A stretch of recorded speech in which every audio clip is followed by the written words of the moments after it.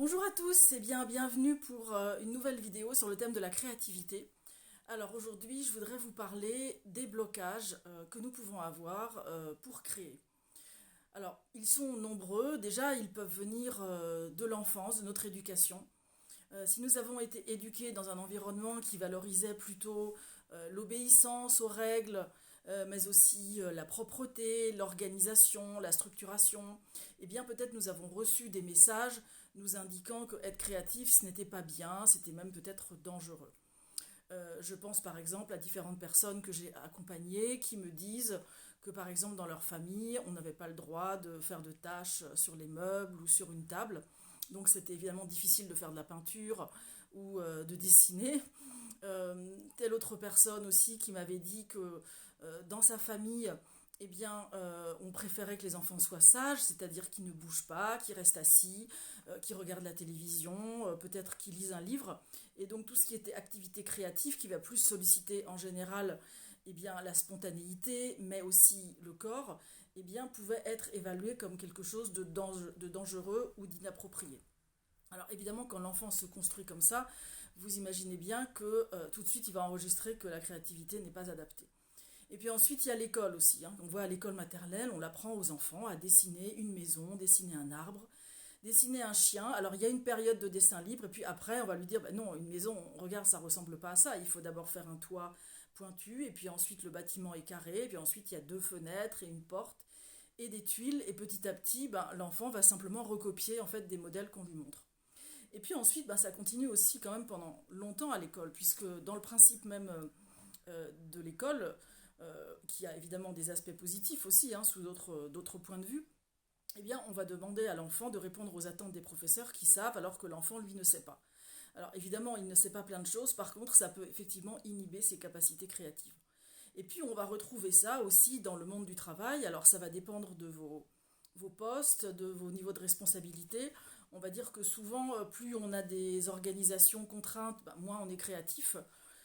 Plus vous avez un poste en général à responsabilité, plus vous pouvez créer. Après, ça va dépendre aussi des environnements. Si vous travaillez dans une agence de communication, évidemment, là, la créativité va être largement encouragée. Alors ça peut être des blocages, on va dire, liés à l'environnement dans lequel vous évoluez. Après, il peut y avoir d'autres types de blocages qui peuvent être liés à des mémoires de votre famille, donc ce qu'on appelle des mémoires transgénérationnelles. Par exemple, je pense à une personne qui me disait que dans sa famille, il y avait eu plusieurs générations avant un aïeul qui avait été artiste et qui avait fait faillite. Et donc ça avait créé un traumatisme dans la famille, notamment au niveau de l'argent. Et donc chaque génération qui, à un moment donné, voulait se mettre à créer, soit à écrire, soit à peindre, on lui disait ah ben non, ça c'est pas un métier, c'est dangereux, tu vas pas gagner ta vie, puis en plus tu risques même de faire faillite, quoi. Donc évidemment, ça coupait toute possibilité aux personnes de développer leur créativité. Après, il peut y avoir simplement des blocages, je dirais, inhérents aussi à notre société. Moi, souvent, j'entends des gens qui me disent bah non, moi, je suis pas créatif. Parce que peut-être on se met la barre trop haut, parce qu'on imagine que être créatif, ça va être peindre un magnifique tableau, écrire un livre. Non, la créativité peut vraiment se manifester dans des petites choses du quotidien. Par exemple, vous avez un problème à résoudre. Est-ce que vous allez pouvoir trouver une idée rapidement ou est-ce que vous allez demander à quelqu'un d'autre de vous conseiller? Ça peut être aussi dans le quotidien, dans votre maison. Comment vous allez ranger votre maison, comment vous allez, je ne sais pas, préparer des repas ou des fêtes de famille. euh, Comment vous allez organiser votre vie aussi quand vous partez en voyage. Je pense à une personne qui me disait que quand elle partait en vacances, tout était organisé à l'avance, il n'y avait plus aucune place en fait à l'improvisation. Or, enlever l'improvisation et le chaos de la vie, eh bien en fait ça empêche effectivement d'être créatif, quoi.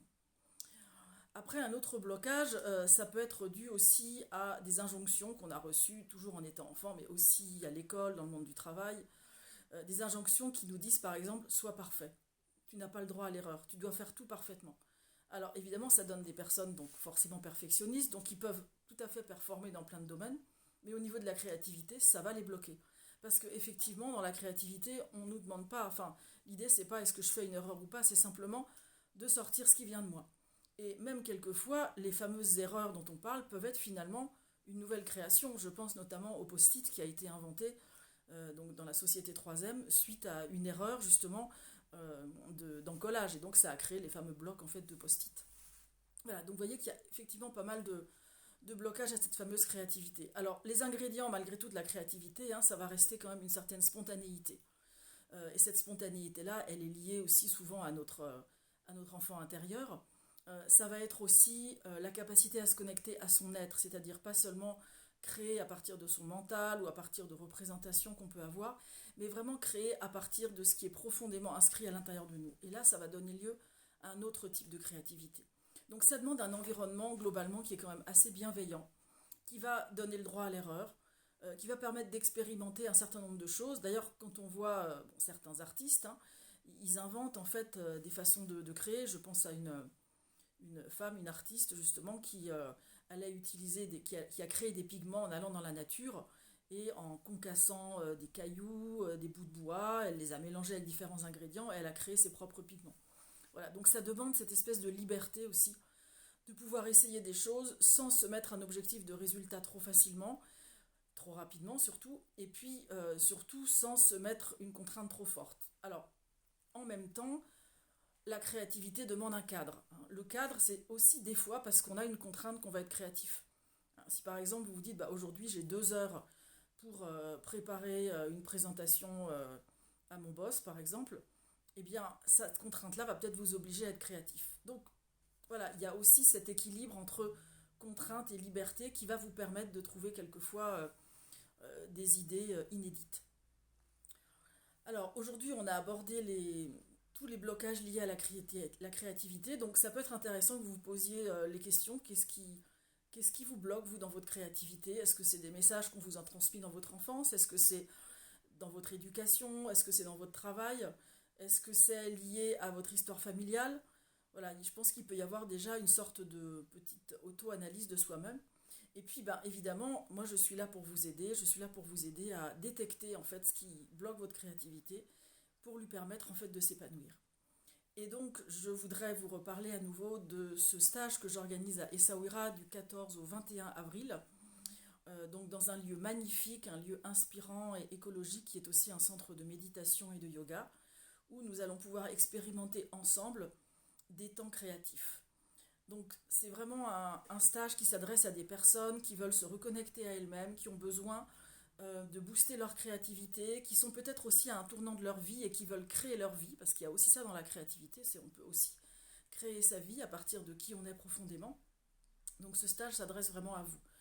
Alors comment seront organisées les journées? Eh bien, le matin, il y aura un temps, on va dire, de méditation avec un peu d'exercice physique, donc un petit déjeuner, on fera des repas vraiment végétariens avec de la nourriture locale de qualité. Ensuite, il y aura des temps en fait d'enseignement, des pratiques de développement personnel. Et puis chaque jour, il y aura une visite, il y aura quelque chose qu'on va faire à l'extérieur de ce magnifique hébergement. Ça peut être une balade au bord de la mer, ça peut être aller visiter un souk, ça peut être faire un hammam, ça peut être s'entraîner à faire de la cuisine traditionnelle marocaine. Et en fait, vous allez voir que ça va nourrir votre créativité, ça va nourrir votre être, et ça va vous permettre ensuite, eh bien justement, d'expérimenter cette fameuse créativité. Donc il y aura tous les jours aussi des moments pour développer votre créativité sous différentes formes. Ça peut être du dessin libre, ça peut être du modelage, ça peut être des ateliers d'écriture. Voilà, donc bah, moi je suis vraiment très heureuse de partager ce séjour avec vous. Ça me tient vraiment à cœur. Si vous voulez en savoir plus, surtout n'hésitez pas à me contacter. Vous avez normalement toutes les informations sur ma page Facebook aussi. Et je voulais aussi préciser, parce que j'ai eu des remarques par rapport à ça, on m'a dit oui, mais c'est pas très écologique de partir à l'étranger. Alors, moi, ce qui me vient aujourd'hui, c'est que ça fait 15 ans que je ne sors plus de France, donc je pense avoir largement déjà contribué, comment dire, à la baisse de mon empreinte carbone. Et ce qui m'est venu récemment, c'était que je me sentais citoyenne du monde et que j'avais besoin justement d'aller voir ce qui se passe dans d'autres pays. Et voilà, je trouve que c'est très enrichissant. Quand on y va avec cette conscience-là, on n'y va pas pour polluer ou pour, comment dire, faire du tourisme. On y va vraiment pour aller à la rencontre des personnes.